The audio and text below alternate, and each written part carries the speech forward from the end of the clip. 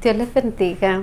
Bienvenidos a mi clase. Hoy les voy a pedir un poco de paciencia porque mi garganta no está muy bien. Así que puede que oigan una que otra tos por ahí. Pero vamos a comenzar una nueva serie acerca del carácter cristiano ideal. Y la primera que vamos a estar teniendo es el carácter cristiano y la misericordia.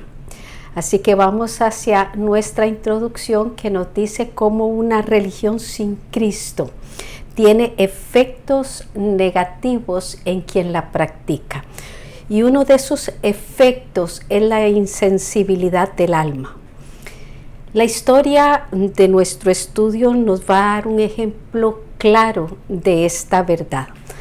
Hay dos tendencias que se oponen entre sí y ninguna de ellas es el ideal cristiano. La primera basa su fe en buenas obras. Creen que las caridades y las limosnas le garantizan la salvación. Y la otra, que es la segunda, opina que Dios solo espera nuestra fe en Jesús sin pedirnos un carácter misericordioso. El balance correcto de estas dos tendencias es el tema de nuestra clase. Dios espera que creamos en nuestro Señor Jesucristo para salvación, pero también nos muestra que Él nos creó en Cristo Jesús para buenas obras, las cuales Él preparó de antemano para que anduviésemos en ella, nos dice Efesios 2:10. Primer punto. Los religiosos saben la ley, pero desconocen la misericordia. Los religiosos piensan que la vida eterna se alcanza con obras. Vamos a estar en Lucas 10. Y una de las cosas que revela las palabras del intérprete de la ley va a ser la pobreza espiritual de aquellos líderes judíos. Miremos a partir del verso 25, cuando dice: y aquí un intérprete de la ley se levantó y dijo, y dice, para probarle: maestro, ¿haciendo qué cosa heredaré la vida eterna?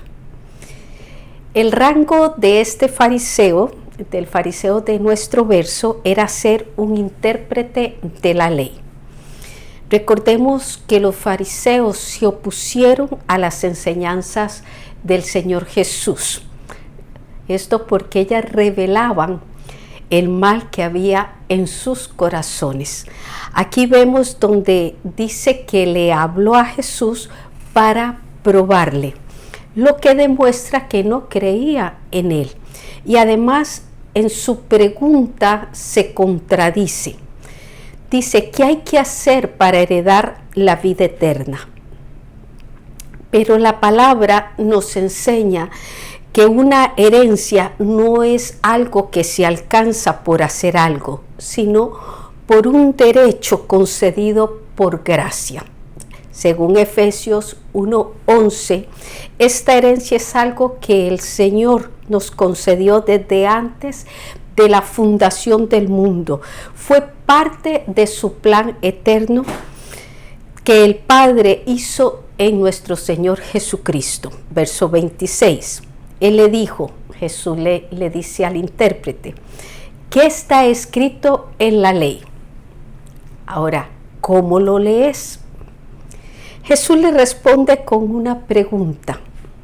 Así le enseña que conociendo la ley, no conocía al Dios de la ley y por eso su fracaso de obedecerle. Romanos 2, del 27 al 29. Repetimos las preguntas que él hizo. ¿Qué está escrito en la ley y cómo lees? En la ley se indicaba el verdadero camino a la salvación. Hoy sabemos que toda la ley apunta a Cristo como el único camino a vida eterna. De ahí que la pregunta entrara para la reflexión.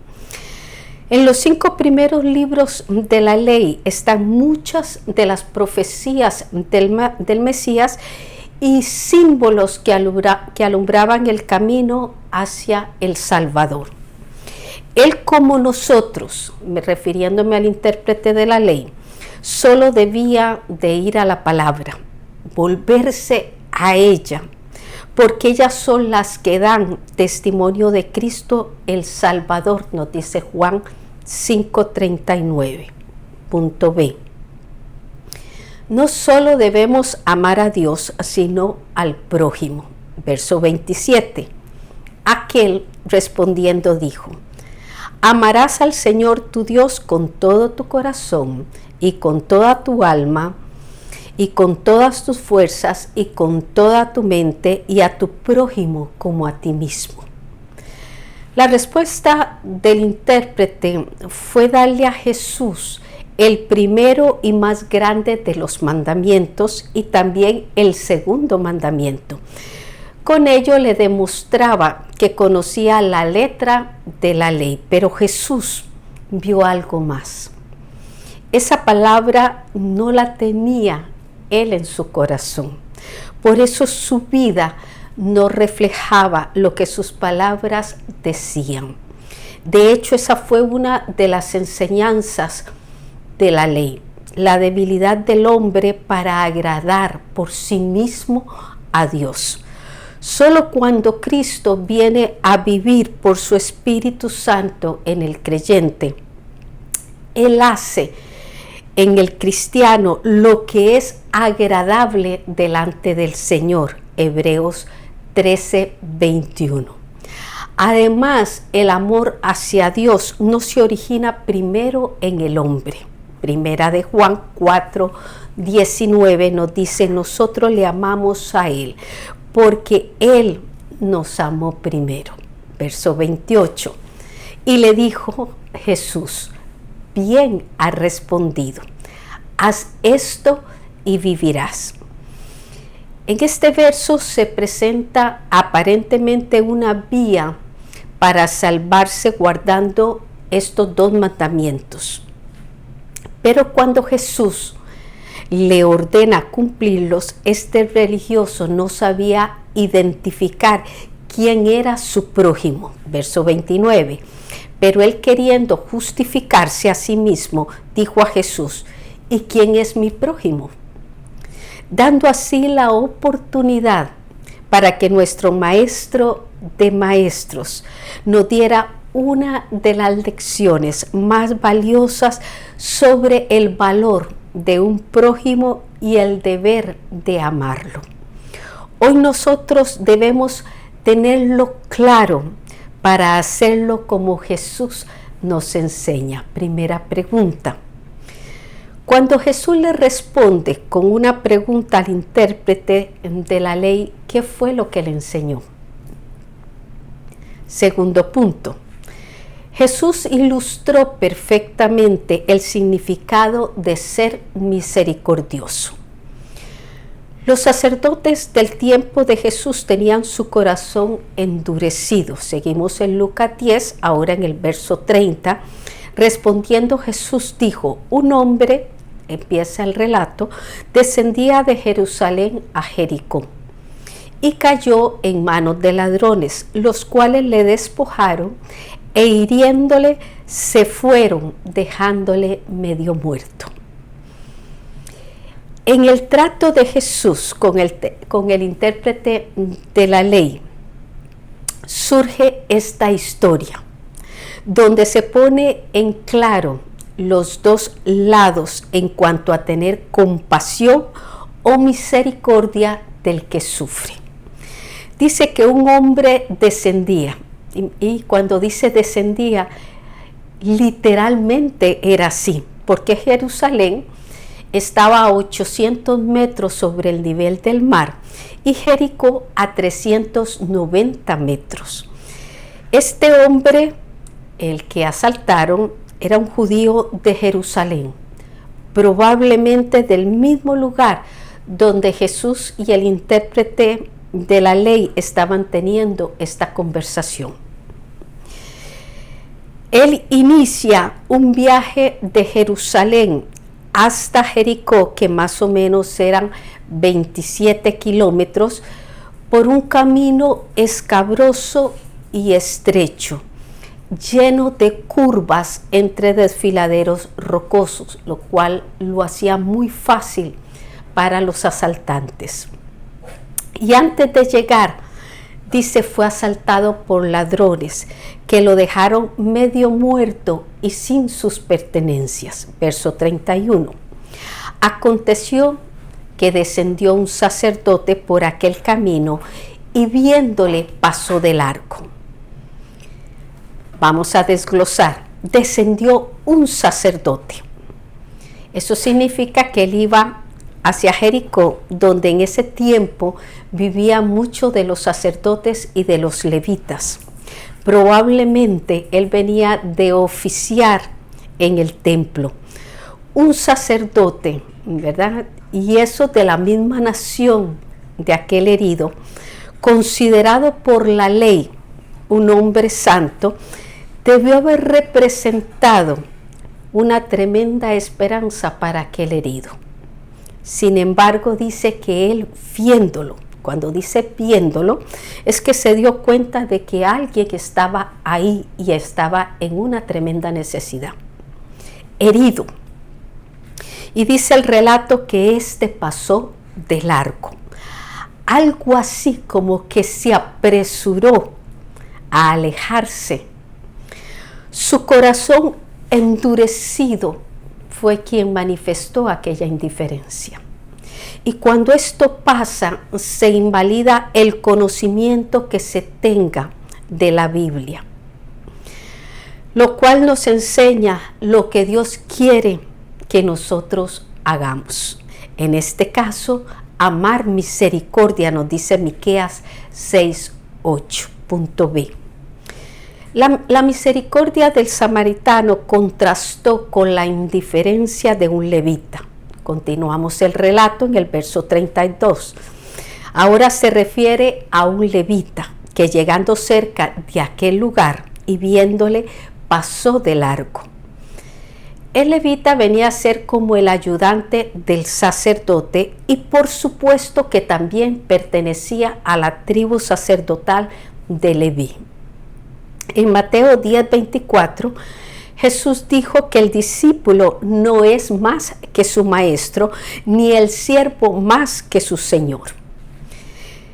El creyente no solo debe de ser educado en el conocimiento teórico de la palabra, sino también en mostrar el amor que se despierta en el corazón cuando Cristo nos salva y nos perdona y nos lleva a dar la misericordia que antes hemos recibido.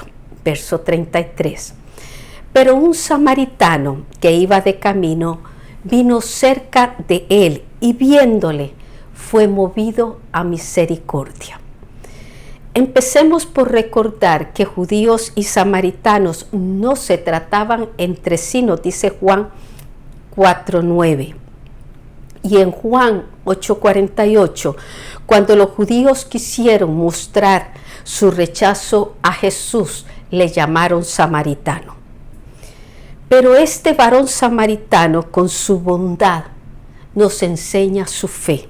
Él pudo haberse quedado en el conflicto entre judíos y samaritanos, como posiblemente se quedaron el sacerdote y el levita en pensar que aquel estaba muerto y ellos no querían contaminarse por el contacto con el cadáver. Pero la palabra dice que él, cuando lo vio, fue movido a misericordia.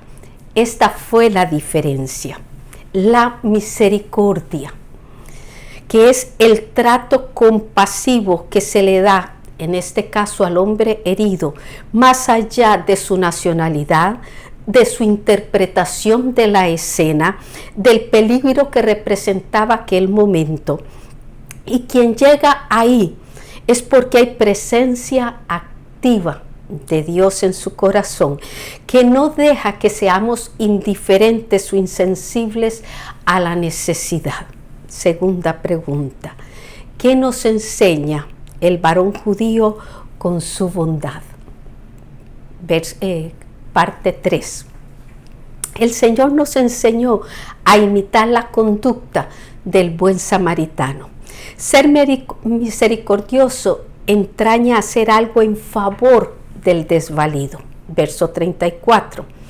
Y acercándose, vendó sus heridas, echándoles aceite y vino y poniéndole en su cabalgadura, lo llevó al mesón y cuidó de él.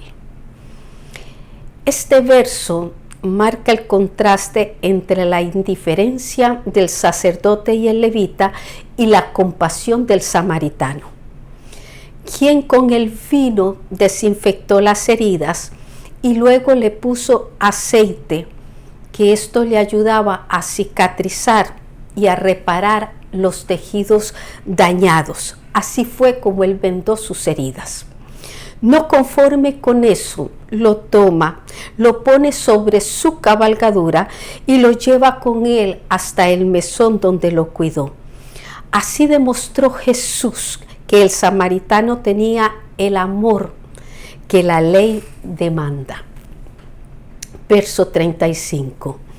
Otro día, al partir, sacó 2 denarios y los dio al mesonero y le dijo: cuídamele, y todo lo que gastes de más yo te lo pagaré cuando regrese. Este varón samaritano debía continuar con los motivos de su viaje. Podemos decir que ya había hecho suficiente por aquel hombre. Sin embargo, vemos en este verso una manifestación de la gracia, la misericordia y el amor para capacitar a aquel hombre herido y sanarlo hasta que pudiera hacerlo por sí mismo. Cuando Jesús termina la historia, el intérprete de la ley ya tenía la respuesta a la pregunta de quién era su prójimo. Así que ser prójimo conlleva sensibilidad, amor y sacrificio. Por eso la Biblia nos dice que alguien que haya sido nuestro prójimo merece ser amado como uno que se ama a sí mismo. Por eso decimos que seguramente nuestro judío de la historia de Jesús tuvo que haber desarrollado un gran afecto por aquel gran samaritano que le salvó de morir. Punto B. Ser misericordiosos es propio de la conducta cristiana. Verso 36. ¿Quién pues de estos 3, pregunta Jesús, te parece que fue el prójimo del que cayó en manos de los ladrones? Con esta pregunta, Jesús le responde la interrogante al intérprete de la ley sobre quién era su prójimo. Y también le agregó, le implicó la enseñanza. ¿Cuál era esa enseñanza? De si él se comportaba como prójimo de las personas necesitadas que se encontrara en su camino. Y asimismo, nosotros como creyentes debemos estar claros, no solo con saber si otros lo hacen para mí, sino si yo tengo esa madurez de amar bien a mis semejantes. Verso 37. Él dijo, el intérprete de la ley le contesta a Jesús, el que usó de misericordia con él. Entonces Jesús le dijo, ve y haz tú lo mismo. Su respuesta demuestra que entendió bien la enseñanza. La respuesta de Jesús para él y para nosotros fue de ir y hacer nosotros lo mismo. Eso significa que Jesús nos inspira a hacer de la verdad una práctica de vida. Primera de Juan 3:18 dice, no amemos de palabras ni de lengua, sino de hecho y en verdad. tercera pregunta. ¿Qué conlleva ser prójimo? Nuestra reflexión. La misericordia brota de la gratitud que tengamos nosotros para Dios por su amor incondicional. Por eso no esperamos que las personas sean perfectas para brindarles la gracia de Dios. Por eso te invito a darte gracia. Lo que de gracia hemos recibido, nos dice Mateo 10:8 en su segunda parte. Para nuestra próxima semana vamos a tener a Cristo como el modelo de mansedumbre. Dios le bendiga.